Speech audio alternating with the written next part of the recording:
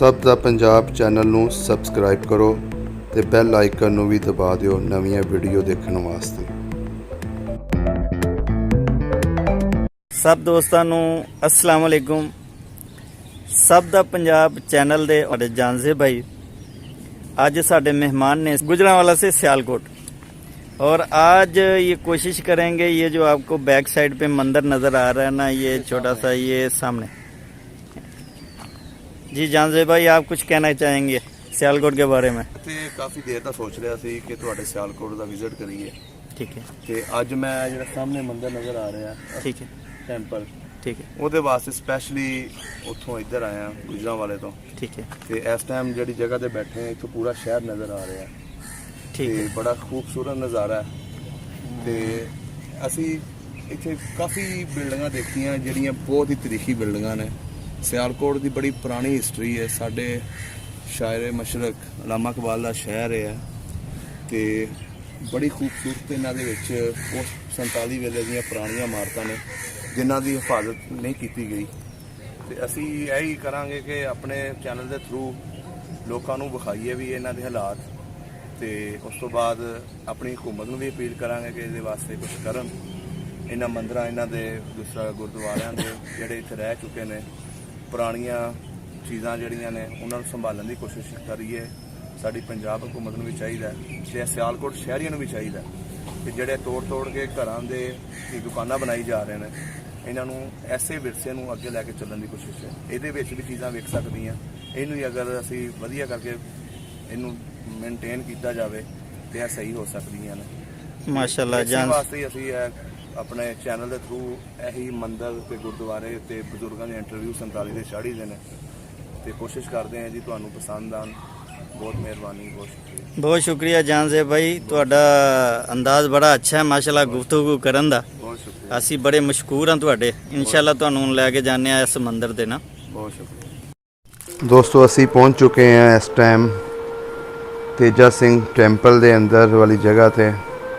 ਇਹ ਸਾਹਮਣੇ ਪਾਰਕ ਨਜ਼ਰ ਆ ਰਿਹਾ ਤੇ ਸਾਹਮਣੇ ਹੈ ਟੈਂਪਲ ਦੀ ਬਿਲਡਿੰਗ ਜੋ ਬਹੁਤ ਹੀ ਸ਼ਾਨਦਾਰ ਬਣੀ ਹੋਈ ਹੈ ਆਪਣੇ ਦੌਰ ਦੀ। 1000 ਸਾਲ ਪੁਰਾਣੀ ਇੱਥੋਂ ਦੇ ਲੋਕ ਦੱਸਦੇ ਨੇ ਕਿ ਇਹ ਟੈਂਪਲ ਬਣਿਆ ਤੇ ਅੱਜ ਅਸੀਂ ਤੁਹਾਨੂੰ ਇਹਦੇ ਅੰਦਰ ਵੀ ਲੈ ਕੇ ਜਾਂਦੇ ਹਾਂ ਤੇ ਦਿਖਾਉਂਦੇ ਹਾਂ ਕਿ ਕਿਸ ਸਿੱਟ ਦੇ ਨਾਲ ਤੇ ਕਿੱਦਾਂ ਦੀ ਇਹਦੀ ਸੂਰਤ ਹਾਲ ਹੈ ਇਸ ਟਾਈਮ। ਅਸੀਂ ਜਦੋਂ ਸ਼ਹਿਰ ਦੇ ਕਿਲੇ ਦੇ ਉੱਪਰ ਸੀ ਤੇ ਸਾਨੂੰ ਇਹ ਲੱਗਦਾ ਪਿਆ ਸੀ ਕਿ ਇਹਦਾ ਬੁਰੀ ਹਾਲਾਤ ਹੋਣਗੇ ਇਸ ਜਗ੍ਹਾ 'ਤੇ, ਲੇਕਿਨ ਅਸੀਂ ਜਦੋਂ ਇੱਥੇ ਪਹੁੰਚੇ ਇੱਥੇ ਦੇ ਲੋਕਾਂ ਨੇ ਸਾਨੂੰ ਦੱਸਿਆ ਕਿ ਇੱਥੇ ਦਾ ਇਹਦਾ ਰੈਨੋਵੇਸ਼ਨ ਦਾ ਕੰਮ 1 ਮਹੀਨੇ ਤੋਂ ਚੱਲ ਰਿਹਾ। ਤੇ ਜਦੋਂ ਅਸੀਂ ਖੁਦ ਦੇਖਿਆ ਤੇ ਸਾਨੂੰ ਵੀ ਨਜ਼ਰ ਆ ਰਿਹਾ ਸੀ ਕਿ ਵਾਕਈ ਇਹ ਕੰਮ ਇਹਦਾ ਸਟਾਰਟ ਹੋ ਚੁੱਕਿਆ ਹੈ। ਇਹ ਟੈਂਪਲ ਦੇ ਸਾਈਡਾਂ 'ਤੇ ਗੌਰਮੈਂਟ ਨੇ ਛੋਟਾ ਜਿਹਾ ਪਾਰਕ ਬਣਾਇਆ ਤੇ ਉਹਦੇ ਨਾਲ ਹੀ ਬੱਚਿਆਂ ਦੇ ਝੂਲਿਆਂ ਦਾ ਵੀ ਇੰਤਜ਼ਾਮ ਕੀਤਾ ਗਿਆ ਕਿ ਪਾਰਕ ਦੇ ਵਿੱਚ ਜਿਹੜੇ ਬੱਚੇ ਨੇ ਉਹ ਇੱਥੇ ਸੈਰ ਤਫਰੀਹ ਵਾਸਤੇ ਆਉਣ ਤੇ ਉਹਨਾਂ ਵਾਸਤੇ ਝੂਲੇ ਵੀ ਲਗਾਏ ਗਏ ਨੇ। ਤੇ ਇਹ ਬਹੁਤ ਹੀ ਖੂਬਸੂਰਤ ਮੰਜ਼ਰ ਹੈ ਜੀ ਇਸ ਟੈਂਪਲ ਦਾ। 1000 ਸਾਲ ਪੁਰਾਣਾ ਟੈਂਪਲ ਹੈ ਤੇ ਇਹਦੇ ਅੰਦਰ ਵਾਲੀ ਜਗ੍ਹਾ ਤੁਸੀਂ ਦੇਖੋ, ਇਹ ਪਿਲਰ ਜਿਹੜੇ ਬਣੇ ਹੋਏ ਨੇ, 3 ਰਸਤੇ ਇਸ ਟੈਂਪਲ ਨੂੰ ਲੱਗਦੇ ਨੇ ਇਹਦੇ ਅੰਦਰ ਜਾਣ ਨੂੰ। ਤੇ ਇਹਦੀ ਤੁਸੀਂ ਇਹਦੇ ਅੰਦਰ ਜਦੋਂ ਜਾਂਦੇ ਹੋ ਤੇ ਸਾਹਮਣੇ ਇੱਕ ਬੜਾ ਹੀ ਖੂਬਸੂਰਤ ਮੰਜ਼ਰ ਨਜ਼ਰ ਆਉਂਦਾ ਜਦੋਂ ਟੈਂਪਲ ਦੇ ਦਰਮਿਆਨ ਵਾਲੇ ਹਿੱਸੇ ਦੇ ਵਿੱਚ ਉਹ ਚੱਕਰੀ ਜੀ ਬਣੀ ਹੈ, ਉੱਥੇ ਖੜੇ ਹੋ ਕੇ ਤੁਸੀਂ ਟੈਂਪਲ ਨੂੰ ਦੇਖਦੇ ਹੋ ਤਾਂ ਸਾਹਮਣੇ ਪੂਰਾ ਟੈਂਪਲ ਨਜ਼ਰ ਆਉਂਦਾ ਹੈ ਜਿਸ ਤਰ੍ਹਾਂ ਹੁਣ ਤੁਸੀਂ ਦੇਖ ਸਕਦੇ ਹੋ। ਤੇ ਇਸੇ ਨਾਲ ਹੀ ਇਹਦੇ ਦੀਵਾਰਾਂ ਦੀ ਹਾਲਤ ਥੋੜ੍ਹੀ ਜਿਹੀ ਖ਼ਰਾਬ ਹੈ, ਲੇਕਿਨ ਮੇਨਟੇਨੈਂਸ ਦਾ ਕੰਮ ਕਹਿੰਦੇ ਨੇ ਜਾਰੀ ਹੈ ਤੇ ਇਹ ਕਵਰ ਕਰ ਲਿੱਤਾ ਜਾਏਗਾ ਥੋੜ੍ਹੇ ਦਿਨਾਂ ਤੱਕ। ਇਹ ਜਿਹੜਾ ਤੁਸੀਂ ਦੇਖ ਰਹੇ ਗੁਲਾਈ, ਬੜੇ ਖੂਬਸੂਰਤ ਮੰਜ਼ਰ ਹੈ, ਬੜੇ ਖੂਬਸੂਰਤ ਇਹਦੇ ਉੱਤੇ ਕੰਮ ਹੋਏ ਨੇ।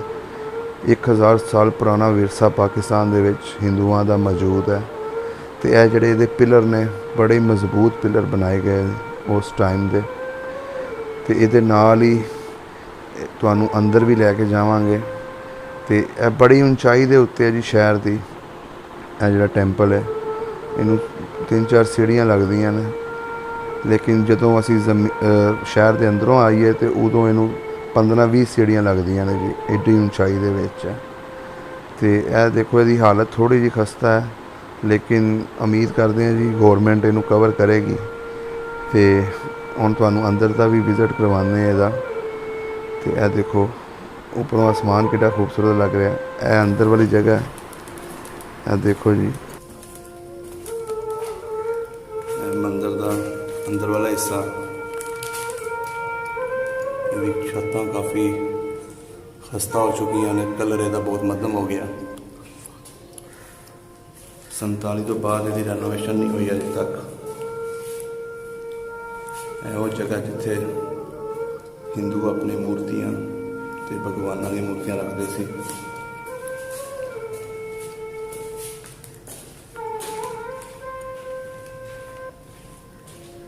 ਹਿੰਦੂਆਂ ਦੀ ਇਬਾਦਤਗਾਹ ਹੈ।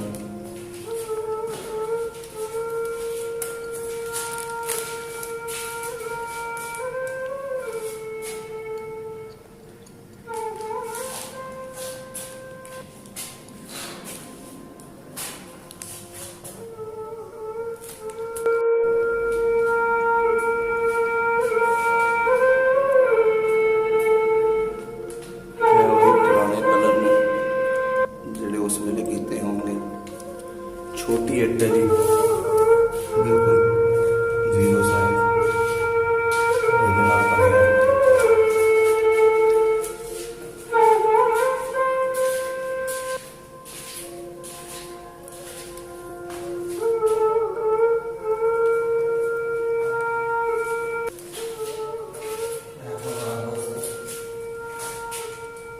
वास्ते रोशनदान में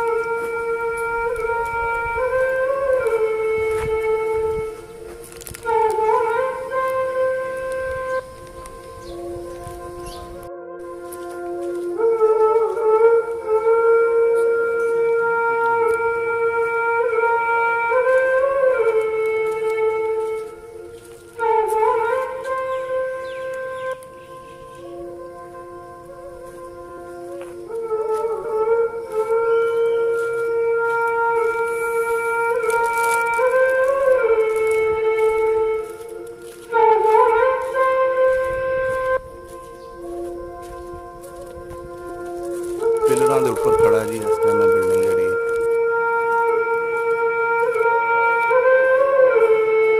ਇਹ ਮੰਦਿਰ ਦੀ ਜਿੱਥੇ ਘੰਟੀਆਂ ਟਲ ਜਿਹਨੂੰ ਕਹਿੰਦੇ ਨੇ ਉਹ ਲਟਕਾਏ ਜਾਂਦੇ ਸੀ।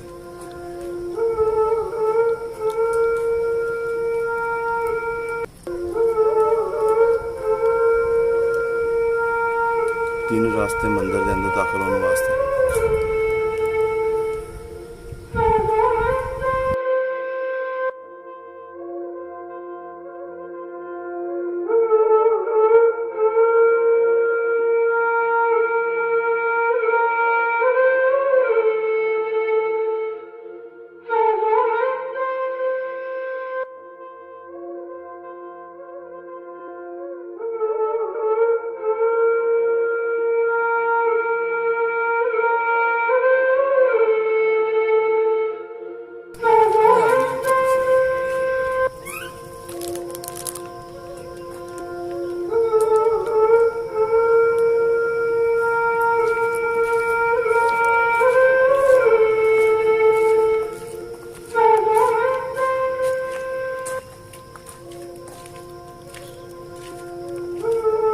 बहुत ही शानदार बनाया गया है जी ਆਪਣੇ ਦੌਰ ਦੇ ਵਿੱਚ।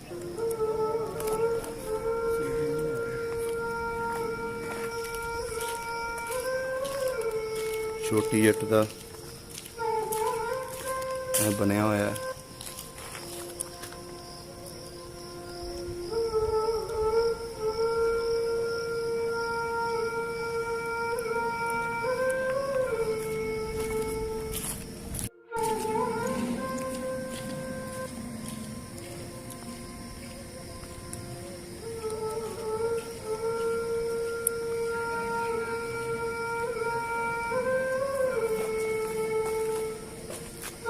ਬੜੀ ਉਚਾਈ ਦੇ ਵਿੱਚ ਇਸ ਟਾਈਮ ਸ਼ਹਿਰ ਦੇ ਇਹ ਬਿਲਡਿੰਗ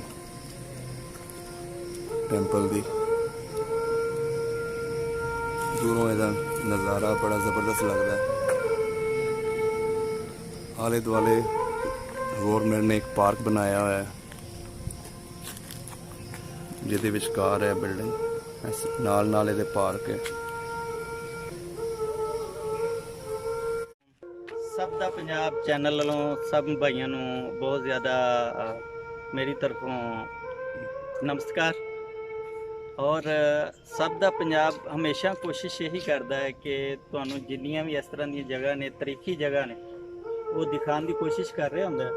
ਲੇਕਿਨ ਮਜ਼ੀਦ ਅਸੀਂ ਕੋਸ਼ਿਸ਼ ਕਰਾਂਗੇ ਸਿਆਲਕੋਟ ਦੇ ਵਿੱਚ ਜਿੰਨੇ ਵੀ ਇਸ ਤਰ੍ਹਾਂ ਦੇ ਪੁਆਇੰਟ ਨੇ ਉਹਨਾਂ ਨੂੰ ਤੁਹਾਡੇ ਤੱਕ ਸ਼ੇਅਰ ਜਾਂ ਪਹੁੰਚਾਉਣ ਦੀ ਕੋਸ਼ਿਸ਼ ਕਰਾਂਗੇ।